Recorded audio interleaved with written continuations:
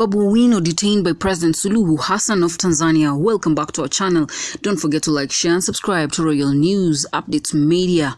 Babu Owino was detained by Tanzanian President Suluhu Hassan after visiting Captain Ibrahim. Babu Owino, who attempted to gain entry to Tanzania, was detained and apprehended for 3 hours by Tanzanian authority. Babu Owino, who has written a letter to Tanzanian President Suluhu demanding an explanation and apology over his detained entry and detention in Tanzania. Babu Owino was stopped at Julius Nyerere International Airport in December 2004, where immigration office informed him he was being detained. He further stated his violation of human rights of movement were violated. According to Babu Owino in his letter, he was prevented from entering Tanzania when he arrived at Julius Nyerere International Airport. He further stated, upon arrival, immigration office rejected his passport and informed him that he had been classified as a person of interest in their country. In his letter, he stated, I write to bring your attention that when I recently visited Tanzania in December 2024, upon my arrival at Dar es Salaam Airport, your immigration office rejected my passport and casually informed me that I am a list of persona non grata in Tanzania, he said in his letter.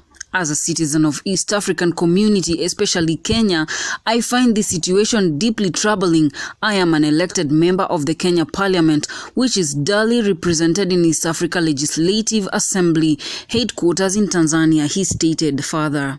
Babu Owino, who explained the turn of events, is heard saying, Hata juzi, I went to Tanzania. Okay.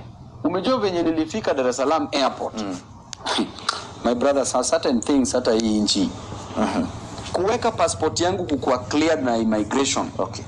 Wakaandika hapo Interpol wanted list. I could not be allowed to get inside Tanzania, Dar es Salaam. I was detained there for 3 hours. That I'm in the Interpol wanted list ya Tanzania. Nikasema hata hapa sijaiba hata kuku. What is the problem? Okay. Nikienda Uganda, I'm banned. I can't step in Uganda. So, what are these things that we are trying to do as leaders? But do I need anything in Tanzania anyway? What do I need in Tanzania yenye siwezi pata in Kenya? Kama hii Kenya ndio sijatembea hii nchi nzima.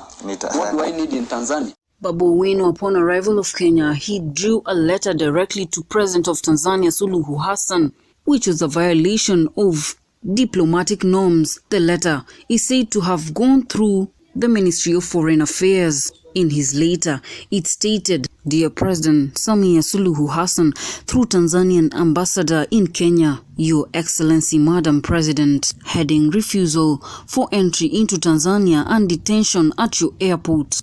I write to bring to your attention that when I recently visited Tanzania in December 2024, upon arrival at the airport in Dar es Salaam, your immigration officers rejected my passport and casually informed me that I am one of the list of persons non grata in Tanzania, in total violation of my rights to freedom of movement. They detained me for some time at Julius Nyerere International Airport. I am a citizen of East African community, specifically Kenya for that matter. I am an elected member of the Kenya Parliament, which is duly represented, whose seat is in Tanzania. Both the Declaration of Human Rights and International Covenant on Civil and Political Rights guaranteed personal rights of movement into and out of nationals upon following due process, which I did. Similarly, the East African Treaty and the East African Community Common Market Free Movement of Persons regulations provided for free movement of citizens of particular state. Lastly, Kenya as a sovereign state issues traveling passports to her citizens, which are recognized by other states under international law. Similarly, the East African Treaty and the East African Community Common Markets Free Movements of Personnel regulations provide for free movement of citizens of partner states. Babu Owino, who has been branded a political rebel, he hosted the Ugandan opposition leader Bobi Wine in his homestead and openly calls out Museveni for his extended stay in power. Babu Owino is said to have visited Burkina Faso recently. He recently met with Captain Ibrahim Traore, who came into power through a coup. Could Babu Owino be a representative of the Tanzanian revolution? Is that why they are scared and threatened? Babu Owino, who requested all citizens of Kenya be given guns in 2017, identifies Babu Owino as a potential threat and a danger to political governance. President Yoweri Museveni could have extended the restrictions of travel for Babu Owino to Tanzanian President Suluhu Hassan. Hence, Babu Owino's detention at the airport. It could be a scheme by the cabinet secretaries who are not seeing eye to eye with Babu Owino, like John Mbadi, Junet Mohammed, who is also not friendly with Babu Owino. Could Babu Owino be a potential threat politically? Subscribe to Real News Updates Media. JD Ishmaels.